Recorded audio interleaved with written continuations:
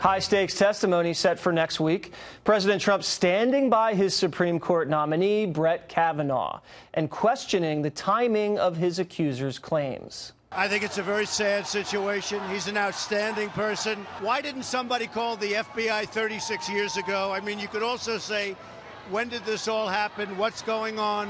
I have been accommodating. I say, let her say what she has to say, and let's see how it all comes out. But they've delayed it a week, and they have to get on with it. Christine Blasey Ford now says she's willing to testify, but under certain conditions, including only members of the committee, no lawyers can question her.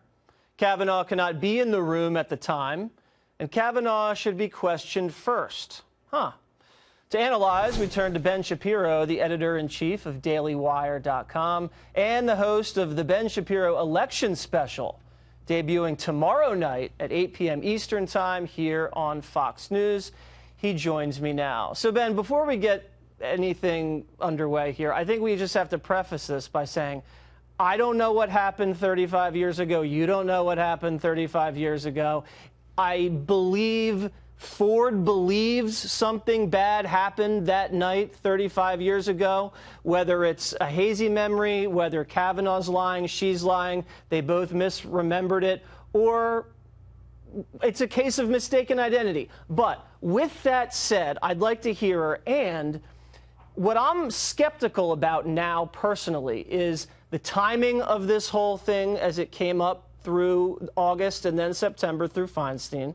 And the people that are running Ford now, you have a professional borker in the Democratic Party advising her.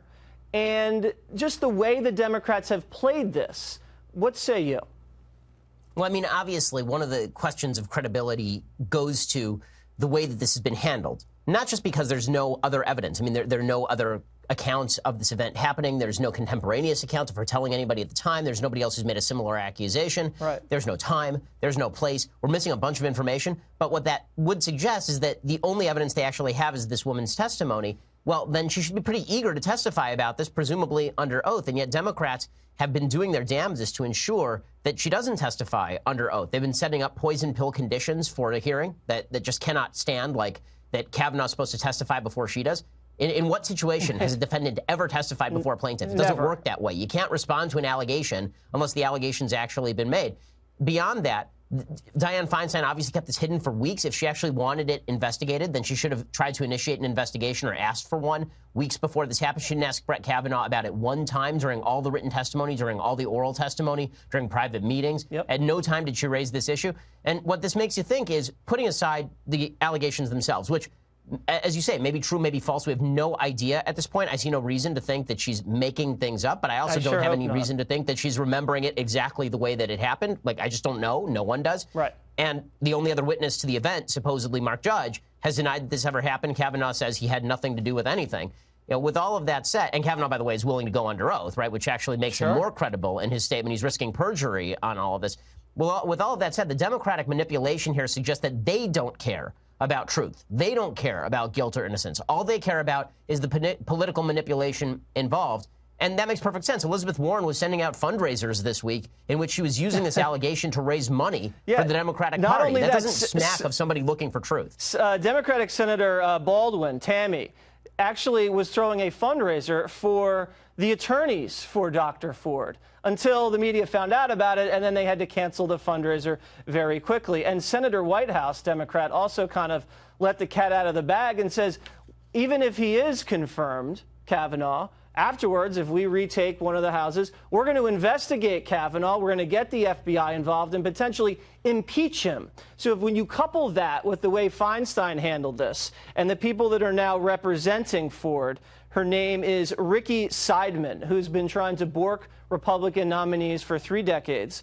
And you also have Brian Fallon, who was Hillary Clinton's national spokesperson, running a operation. I think they raised $5 million to stop the Kavanaugh nomination. To me, and when you delete all of your social media right on the eve of this, and I know it has nothing to do with it, but Dr. Ford is a political activist for the Democrats. She's donated to Democrats. She has marched in anti-Trump rallies, signed anti-Trump petitions. The body of evidence there makes me think, I really want to think she's not lying. I really want to think that in my heart. But when you put all this other stuff out there, it makes me think this is entirely political. And I really hope it's not. And even if she's remembering exactly the way that it happened, here's the problem. We cannot have a standard in public discourse or in criminal justice.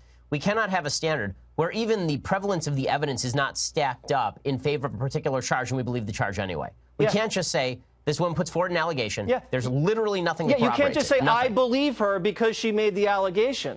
You can say, I hear her, but why just believe anything anybody tells you? Why? Because she's a woman and we're in the Me Too movement? I understand the Me Too movement. I get that's an important moment in our history, and I agree with it. But it's now gotten to the point of if you make an allegation, you're automatically believed. That means Hillary Clinton has to believe every allegation against her husband, right?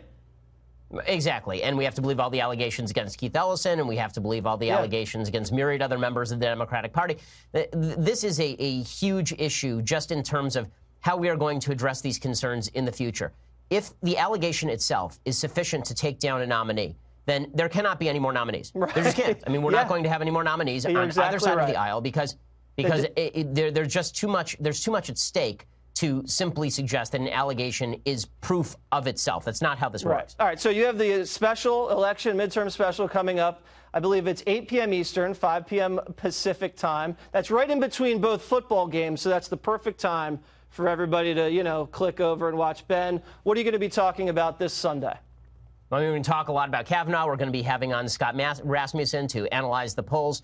We'll have a panel, and we'll really be breaking down the election impact of what Democrats are trying to do. Because the truth is, this whole Kavanaugh sham from the Democrats, the allegations may not be a sham, but the way the Democrats have treated it is a sham. That sham is a 2018 get-out-the-vote effort. There is no question that's what they are attempting to do, and this all plays into electoral politics in a pretty disgusting way. All right, Ben, thank you very much. We'll be tuning in on Sunday.